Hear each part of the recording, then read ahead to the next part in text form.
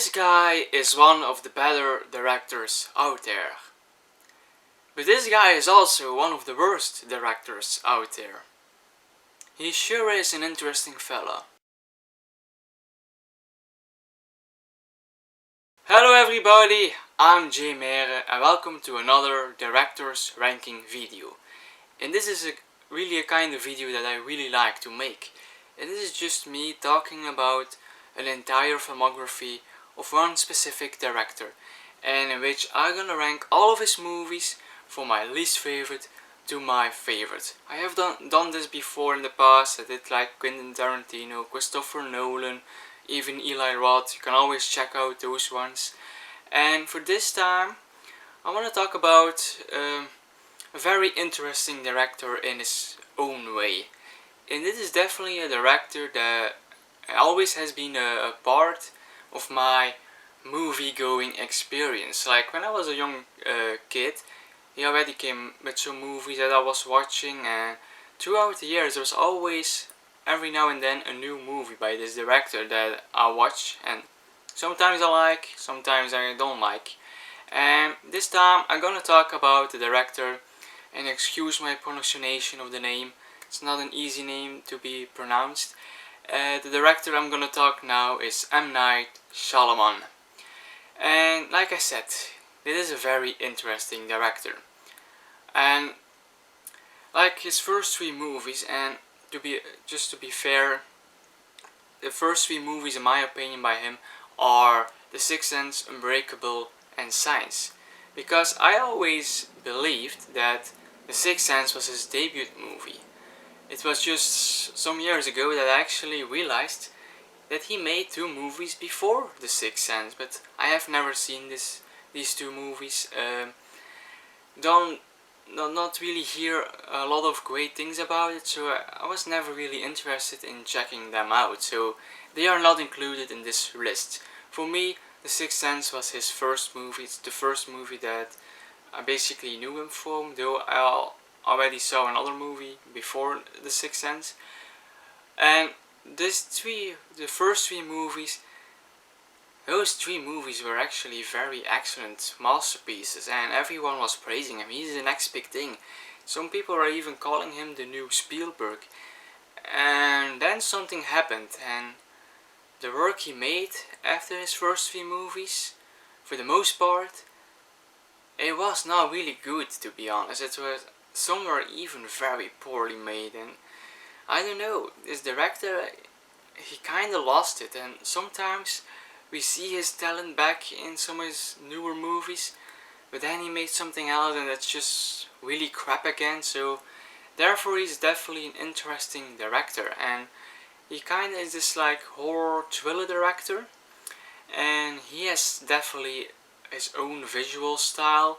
You will definitely see that if you watch his movies in a marathon, and he's most famous for having a plot twist in his movie. And more often his plot twist does not really work that well, to be honest. He is like a director that always has great ideas, but he just don't really can execute them the way they should be. And that's actually a shame sometimes. So let's go to the ranking. I'm gonna rank 13 movies of his. So not his first two movies, and also not The Last Airbender. I have never seen that movie, and I always see this movie popping up on the last place in every people's ranking of this director. So I have absolutely no intention in checking that movie out, and I think people would agree on me to not check it out, so it's not included. So at number 13, my least favorite of his is The Lady in the Water. And it is mostly on the last place because this movie is boring. I have seen this movie like twice, but very long time ago.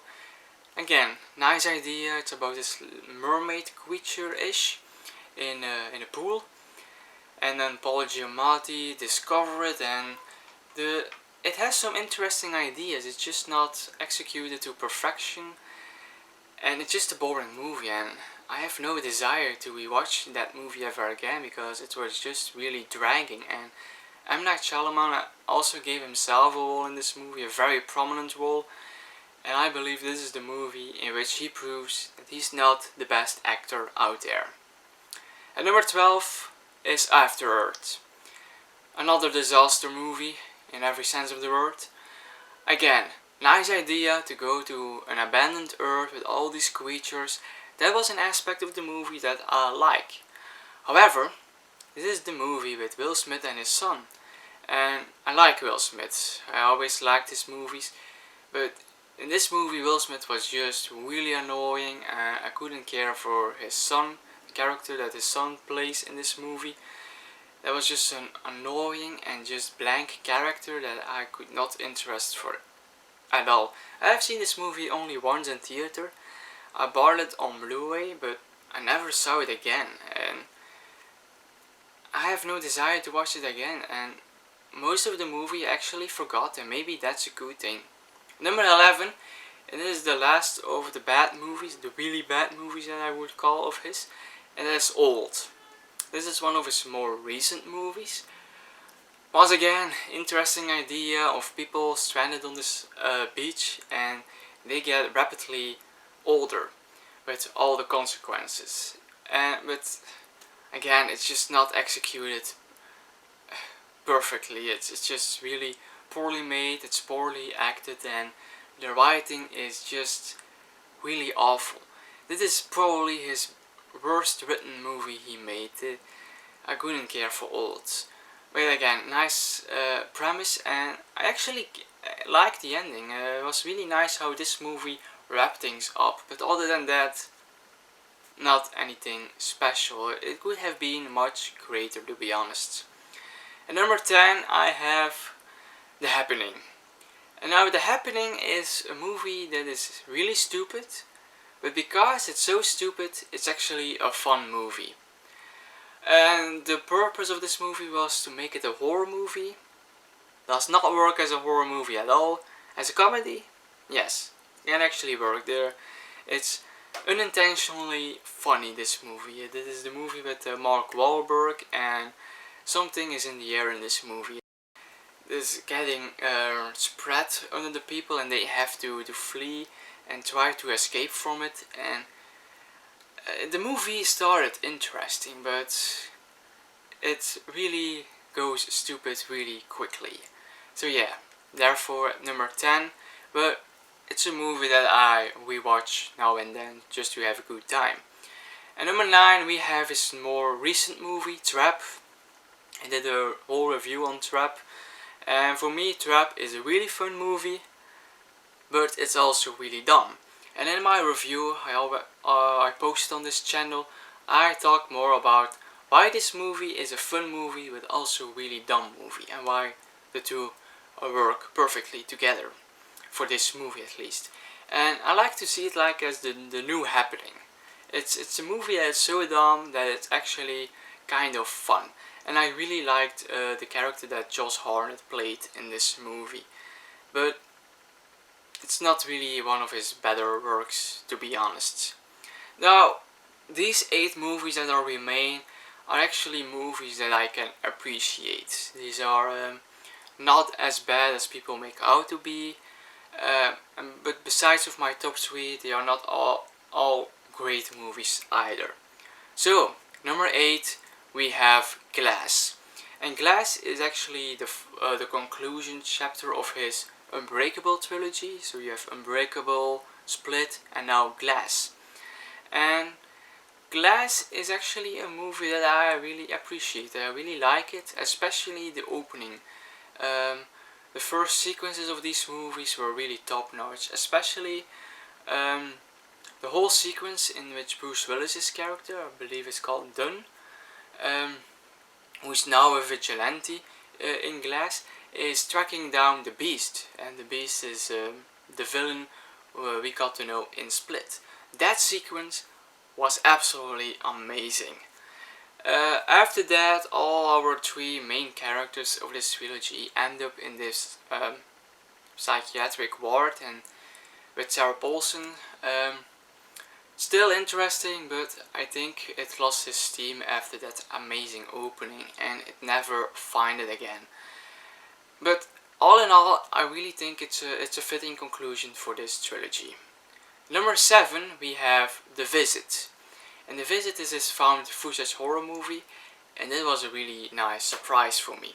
Like, he had a period in which he made The Lady in the Water, The Happening, The Last Airbender, After Earth. Those were all disasters of movies, so he really needed a good movie to prove himself again that he was a capable director. And with The Visit, he actually did. I really liked the found footage style of this. The siblings characters in this movie were really nice. I really dig the plot twist in this movie. That was also really a surprising plot twist. All in all, this is a really likable little found footage horror movie with a nice plot twist. I could place it a bit higher in my ranking, but it's at 7 because it's not one of his movies that I rewatch that often. But it's a really nice movie, and it definitely was the start of his comeback. At number 6, we have also one of his more recent movies. This is the movie that came out last year, and that's Knock at the Cabin. Now, when I saw the trailers, I was not really that hyped for Knock at the Cabin. Did not really know what to expect from it. But then I saw the movie, and I was really stunned by how good this movie was. I never expected it that I was liking it to this much as I would. This is about a young couple with a kid going to the cabin in the woods for a little vacation. No, it's not that kind of movie in which some lunatic appears and killing them one by one. No, it's not a slasher. 4 men do appear at the cabin, and they claim they have to do some kind of job. One of the two of the couple have to kill the other, and if they do that, they save the world. If they don't do that, the world will be destroyed. And that is a very interesting premise. It's very interesting because you have this whole moral question, and you don't know if these 4 people are actually serious about the end of the world. You don't know. Definitely not at the beginning of the movie. It's really a guessing game, this movie. What is real, what they have to do, and you are constantly figuring it out. What would you do in this situation? That makes this movie so great. And that and the brilliant performance of Dave Bautista in this movie. He really nailed his character. So at number 5, I have Split. And Split, the second part of the Unbreakable trilogy, was a confirmation that M. Night was back.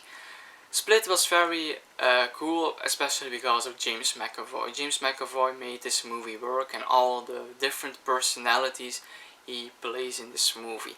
And Split was definitely a nice horror movie of 2016, 2017, one of those 2 years. And especially the plot twist at the end that makes it a trilogy, that was just amazing. Number 4, I have The Village. The Village is a movie that I used to hate. I really hated this movie because the plot twist happens right in the middle of the movie and it ruins everything. But I have seen it now a couple of times and my appreciation for the movie has grown since then. I still think that the movie missed a lot of potential. The movie could have been a lot of greater than it is, but it's at number 4 because it's his 4th movie after this. It's the movie that came after The Sixth Sense, Unbreakable, Signs, the movies that still gonna be in this ranking.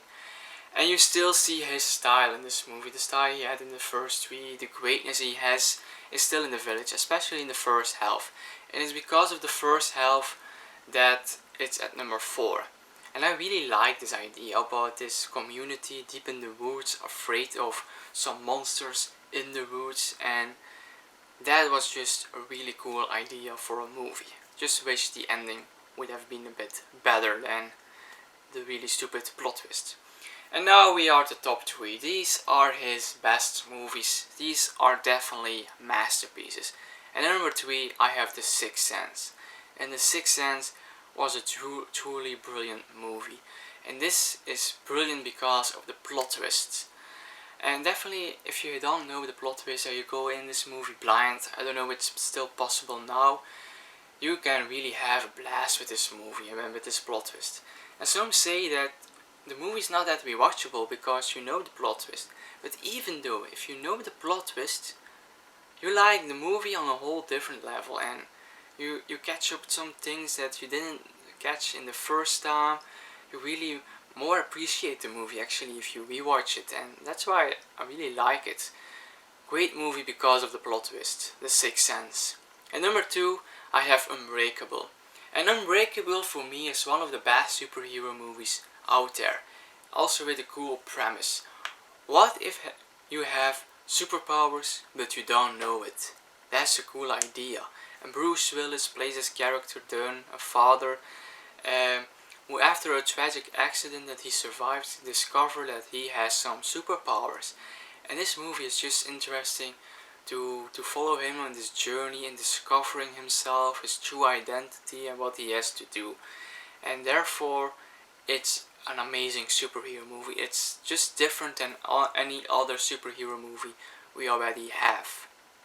And that's why I like it so much. Unbreakable is a fantastic movie. It's also one of Bruce Willis's better performances. But my number 1 favorite M. Night Shyamalan movie is Signs. And I absolutely love Signs. I love it as a kid. When I first saw it, I believe I was like 6 or 7 years old. It was one of my first adult movies I saw.